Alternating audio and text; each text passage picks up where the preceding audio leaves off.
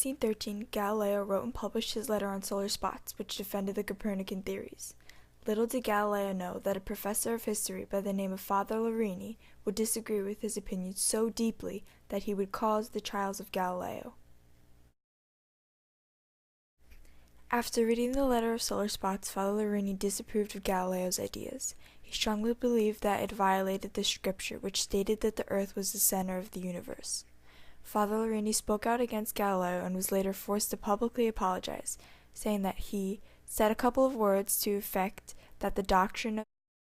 Later in December 13, Galileo responded to the criticism of his Copernican writing through the letter of Castelli. In his letter, Galileo argued that the scripture, although itself true, must sometimes be understood in a different sense. Father Lorini raised the stakes for the battle when, on February 7, 1615, he sent the Roman Inquisition a modified copy of Galileo's letter to Castelli, and he attached his own comments to the submission. Father Lorini would stop at nothing to destroy the Galileists, therefore he created allies, one of those allies being Father Tommaso Cassini. Cassini traveled to Rome to attempt to expose the errors of Galileo in front of the Holy Office and Galileists.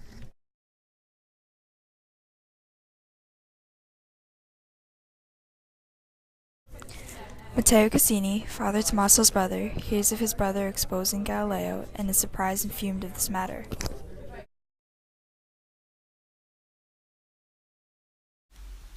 Later, in an April letter, Matteo wrote of his brother's actions, saying, "As to FT, I am so angry that I could not be more, but I don't care to discuss it.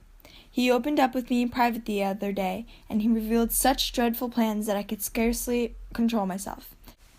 Galileo, aware of the actions against him, wrote to a friend by the name of Monsignor Dini, asking the letters to be forwarded to Cardinal Bellarmine.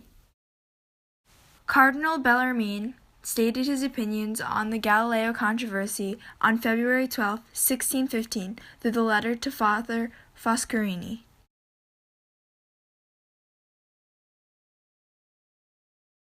Galileo pleaded to Cardinal Bellarmine that his thoughts on the universe were very well supported by scriptural evidence and interpretations.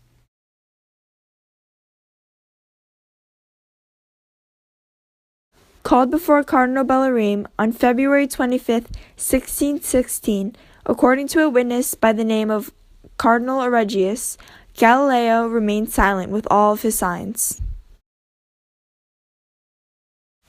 Cardinal Bellarmine, His Holiness the Pope, and the whole congregation of holy offices met to discuss Galileo's ideas of the placement of the universe.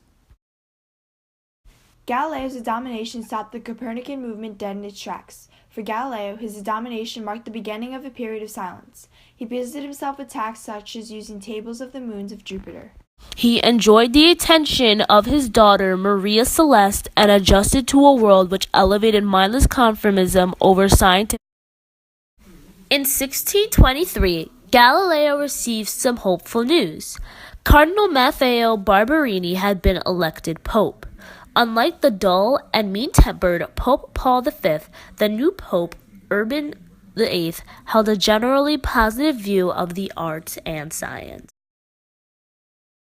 In 1629, Galileo completed his 500-page dialogue. On October 1st, 1632, the Inquisitor of Florence showed up at Galileo's house with a summons to present himself at the Holy Office in Rome within a month. In February 1632, Galileo's dialogue concerning the two chief world systems came out.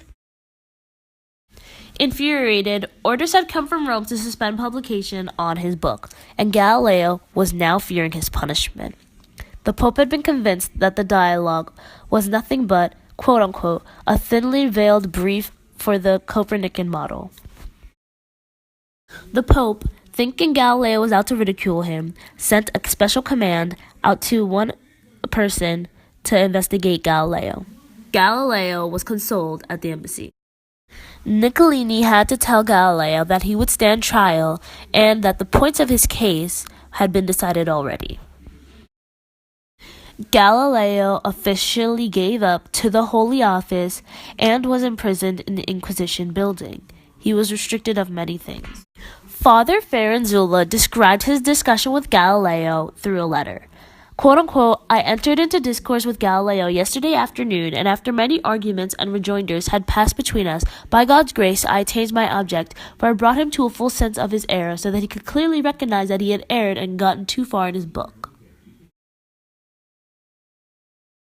Galileo was sentenced to formal prison, and on June 22nd, he entered the large hall of the Inquisition building.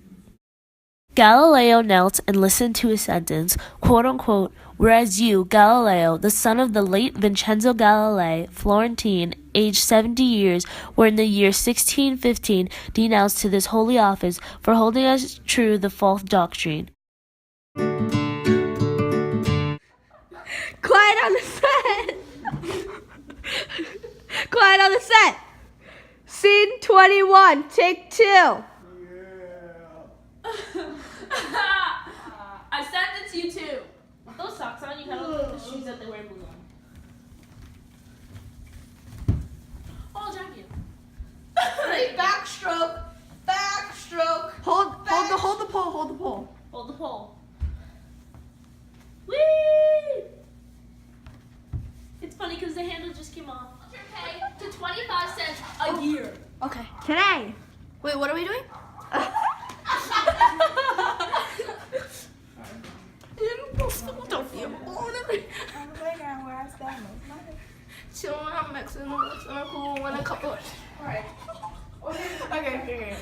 Scene, couple of guys. No. Wait, what am I doing in the scene? Okay, you're gonna be like writing, being really intelligent, and then I'm gonna come up out of nowhere and I'm gonna whisper something in your ear and you're gonna get really angry.